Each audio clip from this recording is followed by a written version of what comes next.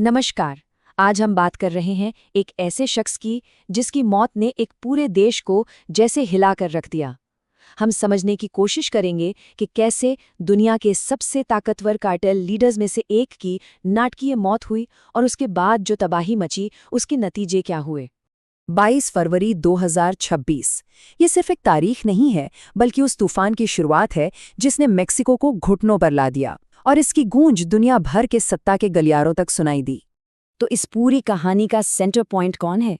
वो है नेमेसियो ओसेग्वेरा सर्वेंट्स, जिसे दुनिया एल मेंचो के नाम से जानती थी। वो कुख्यात हलिस्को न्यू जनरेशन कार्टेल यानी CJNG का कह सकते हैं बेताज बादशाह था। अब जरा उसके तस्करी के साम्राज्य के साइज को समझिए। अनुमान है कि ये 30 अरब डॉलर का था। ये सिर्फ पैसा नहीं है, ये ताकत है। ऐसी ताकत जो सरकारों को भी चुनौती दे सकती है। उनकी ताकत का सबसे बड़ा सिंबल वो थे मॉन्स्ट्रो। अब ये कोई मामूली ट्रक नहीं थे, ये तो चलते फिरते किले थे, विशाल, बख्तरबंद और भारी भरकम हथियारों से लैस। इससे पता चलता है कि CJNG एक गैंग नहीं बल्कि एक सेना की तरह था, जो अक्सर पुलिस पर भी भारी पड़ता था।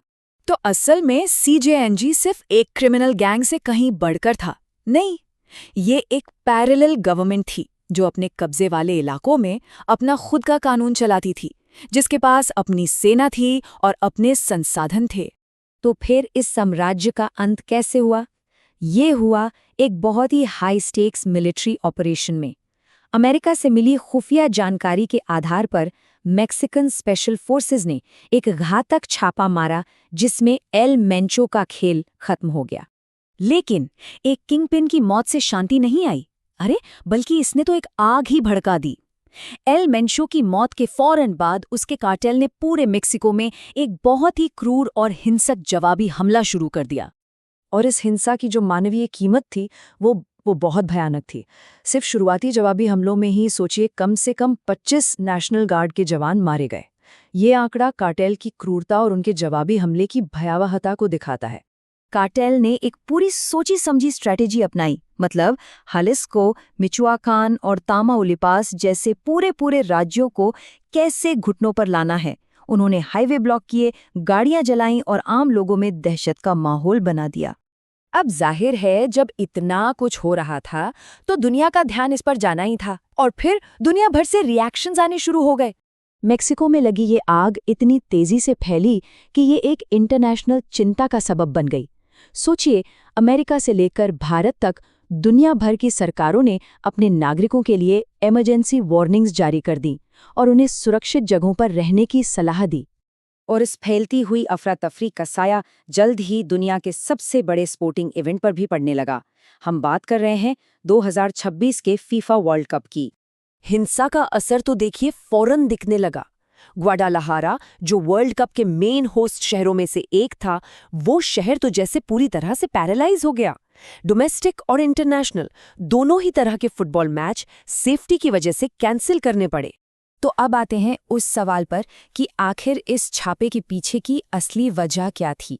और ये वजह जुड़ी है एक बहुत बड़े पब्लिक हेल्थ और डिप्लोमेटिक संकट से। तो सबसे बड़ा सवाल यही उठता है कि ये सब अभी क्यों हुआ? देखिए, एल मेंचो तो सालों से कानून की पकड़ से बाहर था, तो फिर अचानक ऐसा क्या हो गया? जवाब एक शब्द में है, फेंटेनिल। और इसके पीछे था अमेरिका का जबरदस्त दबाव। यहाँ पर डिप्लोमेसी और इकोनॉमिक्स का खेल समझना बहुत जरूरी है। अमेरिकी एडमिनिस्ट्रेशन ने एक तरह से एक आर्थिक हथियार का इस्तेमाल किया। मेक्सिको और चीन से आने वाले सामान पर भारी टैरिफ लगाने की धमकी। मकसद साफ था, मेक्सिको को फेंटेनिल संकट के खिलाफ एक निर्णायक एक्शन लेने पर मजबूर करना। ये फेंटेनिल की इंटरनेशनल सप्लाई चेन ही असल में अमेरिका के लिए सबसे बड़ी सिरदर्दी थी। होता क्या है, चीन से केमिकल आते हैं, मेक्सिको के कार्टेल उसे ड्रग में बदलते हैं और फिर इसे अमेरिका में तस्करी करके पहुंचाया जाता है।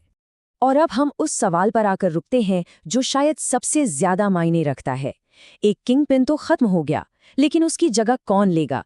सत्ता के इस वैक्यूम को भरने के लिए जो लड़ाई होगी वो शायद अब तक देखी गई सबसे खूनी लड़ाइयों में से एक हो। और यही अनिश्चितता इस कहानी का सबसे खतरनाक पहलू है।